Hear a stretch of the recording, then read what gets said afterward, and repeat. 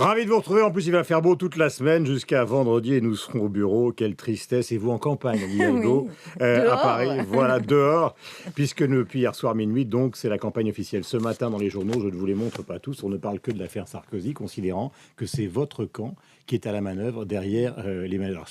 On passe de la météo agréable aux accusations précises, mais que c'est votre camp qui est derrière donc les manifestations, enfin les investigations qui sont celles de la police et celles des magistrats. Vous leur répondriez quoi ce matin?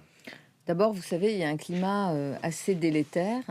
Les écoutes de Monsieur Buisson, cette affaire qui arrive là dans l'actualité politique. Moi, ce que je réponds, c'est qu'il y a une justice indépendante.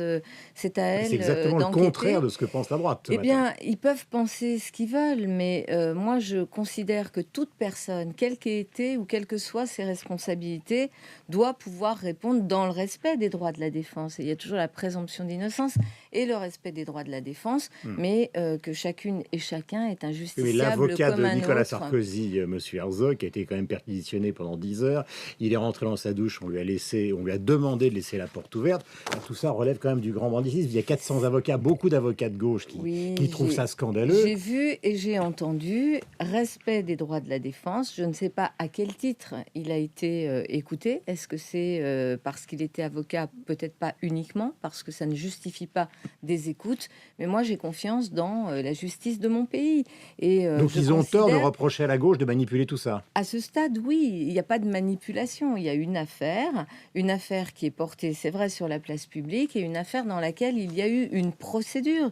J'imagine que cette procédure est légale parce que je pars du principe que dans notre pays, la justice est indépendante et qu'on est dans un état de droit. Mais vous l'avez On toujours verra, soupçonné, vous l'avez on toujours verra soupçonné comme ce qu'il non en est. indépendante quand elle travaillait pour Nicolas Sarkozy. Pourquoi voulez-vous qu'elle soit indépendante Une chose est sûre, c'est que à l'époque de Nicolas Non, mais c'est Sarkozy, vous qui le disiez, c'est pas moi. à l'époque de Nicolas Sarkozy, les interventions du pouvoir politique sur le parquet ont été quand même assez Et pourquoi ça changerait? régulières. Vous êtes Parce que particulièrement vertueux? non, mais parce que c'est un principe. Vous savez, moi, je me souviens aussi de l'époque de Jospin, pendant la période où Lionel Jospin a été Premier ministre de la France.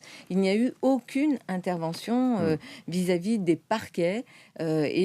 Aujourd'hui, c'est la même Oui, mais philosophie qui est à le nouveau l'œuvre. parquet financier, qui est d'ailleurs contesté, qui est arrivé après l'affaire Cahuzac, a été donné à Bah, Mme regardez Éliane Houlette. l'affaire Cahuzac. Alors, s'il y a une affaire exemplaire dans laquelle un ministre de la République, parce qu'il avait menti, a été immédiatement retiré de ses fonctions et poursuivi par la justice, moi, quand je vois la justice qui procède de cette façon-là, je dis oui, on est dans un état de droit. Je déplore que des femmes et des hommes politiques puissent se livrer, comme ça a été le cas avec Cahuzac, puissent se livrer à des manœuvres qui les conduisent finalement devant les tribunaux.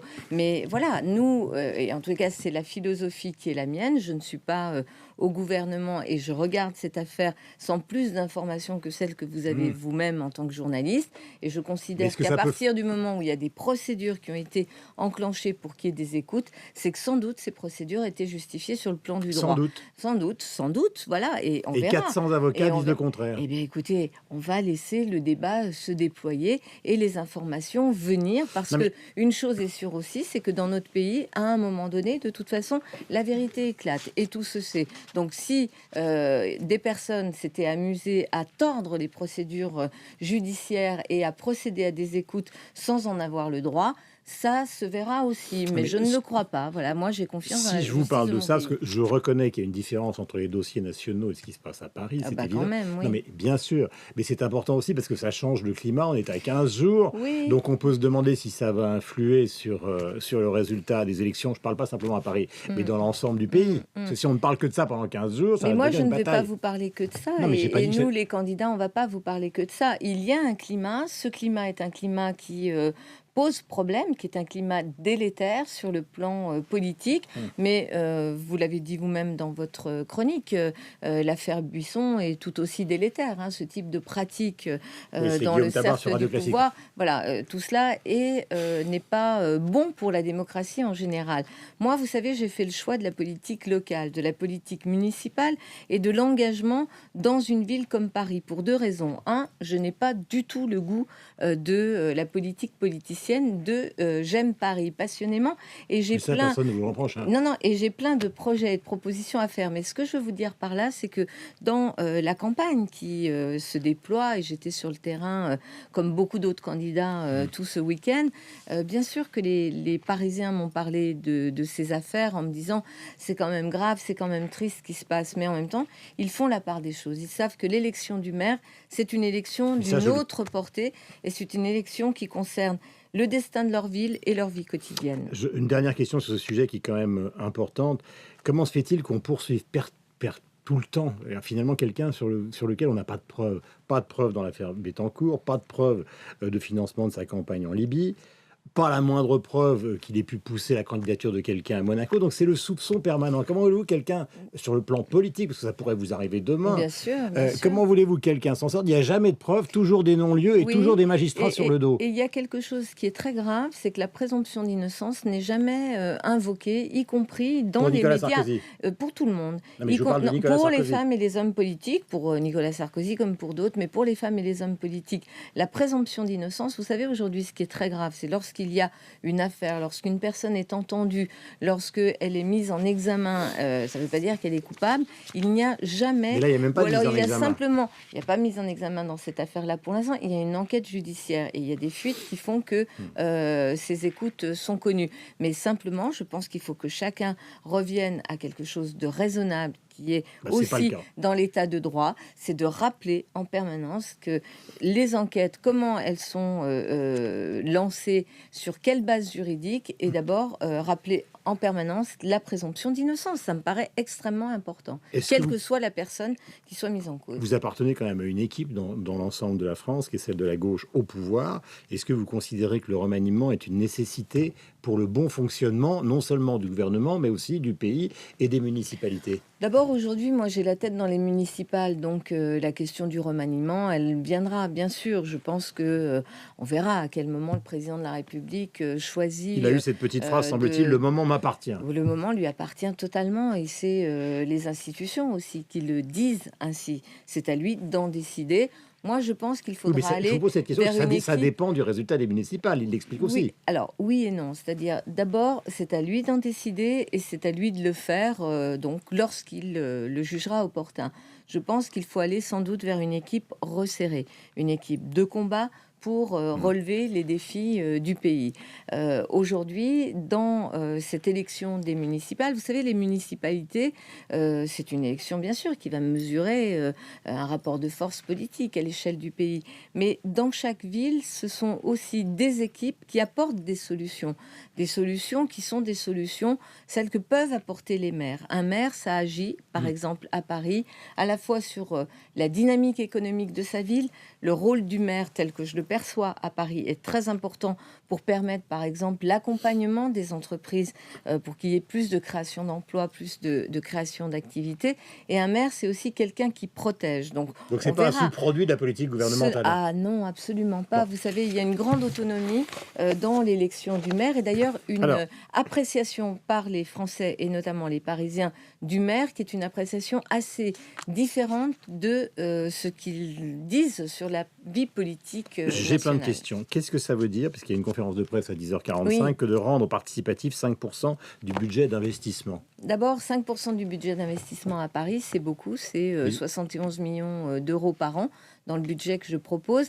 Rendre participatif, c'est donner la possibilité aux Parisiens de décider, par exemple, d'investissements, certains investissements qui concernent directement leur quartier, leur arrondissement, ou des investissements de plus grande ampleur qui concernent la globalité de notre ville. Il peut y avoir des aménagements. Hier, je me promenais sur les quais de Seine et des élus du 12e me disaient, eh bien, tu vois, les aménagements qui ont été faits sur la rive gauche, on aimerait bien les porter de façon participative, c'est-à-dire que les citoyens, les Parisiens choisissent les aménagements qui pourraient être portés sur une partie de la rive droite. Mais comment ça peut fonctionner, ça? Alors, justement, j'ai demandé à Jean-François Martins, qui est un élu Modem, qui a été mis en congé du Modem, mais qui m'a rejoint très vite. Je lui ai demandé de me faire des propositions sur comment ça peut marcher, et il me fait des propositions tout à fait intéressantes. Il s'est inspiré d'autres villes. Toronto, Porto Alegre, qui a été la première ville engagée dans cette voie du budget participatif. Et il propose à la fois, par exemple, Mais des c'est des projets. référendums, Ça peut être des, ce ça sont peut être des pétitions. des votations citoyennes. Par exemple, il propose pour des projets qui pourraient être portés à l'échelle parisienne, qu'il y ait le projet présenté par le maire, qu'il y ait de l'expertise citoyenne sur ce projet, Et qu'on les dise oui ou non. associations et les Parisiens, et puis que l'on puisse ouvrir Alors, sur ce prendre type de projet une votation qui pourrait durer 3 jours dans chacune des mairies d'arrondissement où les Parisiens viendraient se Par exemple, prononcer sur l'avenue ces Foch que projets. vous voulez modifier, il pourrait y avoir une votation. Ça pourrait être le cas, mais par exemple sur l'avenue Foch et tout ce secteur du 16e arrondissement, de la Porte Dauphine à la Porte d'Auteuil, je veux d'abord lancer un concours international avec D'accord. des architectes, Mais après, des il pourrait y avoir un urbanistes vote. Pourquoi pas? Il peut y avoir un vote sur ce type de projet. Ce matin, encore dans la presse, vous vous faites assassiner par votre candidate préférée, à savoir Nathalie Kosciusko-Morizet, qui considère... Elle assassine beaucoup. Oui, Hein. oui, elle veut baisser les impôts de 100 millions d'euros, considérant que ce que vous avez fait pendant maintenant des années est évidemment considérable en termes d'endettement. Vous lui répondriez quoi? D'abord, c'est faux. Et puis, vous savez, nous sommes une ville qui est bien gérée. Les agences de notation, qui passent pas pour être particulièrement gauchistes, considèrent que la gestion de la ville de Paris a été bonne, qu'on a maîtrisé l'endettement, ce qui est vrai. On est une des villes les moins endettées de France. On a un taux d'endettement de 40-45% aujourd'hui, et on va le maintenir. On a un autofinancement de nos investissements qui est de 85%. Et elle ajoute Paris derrière Londres. Donc, Boris Johnson, bien meilleur que Bertrand Delanoë. Je crois qu'on ne peut pas faire campagne en dénigrant systématiquement la ville dans laquelle on veut se présenter. Elle se fait un plaisir, elle a plaisir à dire que Paris serait en déclin, alors que Paris est une ville qui va bien. Les agences de notation l'ont dit et on est très bien classé. La Chambre régionale des comptes aussi, vous savez, tout ça est public. Et donc, Madame Kosciusko-Morizet veut, elle, faire un plan social. Elle dit qu'elle veut couvrir la totalité du périphérique et elle donne rendez-vous dans 50 ans. Est-ce que c'est bien sérieux tout ça? Je ne le crois pas. Non sérieuse. Je crois que ces propositions sont vraiment pas sérieuses. En tous les cas, quand elle propose un rendez-vous dans 50 ans pour dire combien la couverture du périphérique sera belle et n'aura rien coûté, franchement, je crois que beaucoup de gens en rigolent. Merci beaucoup Anne Hidalgo d'être venue nous voir ce matin.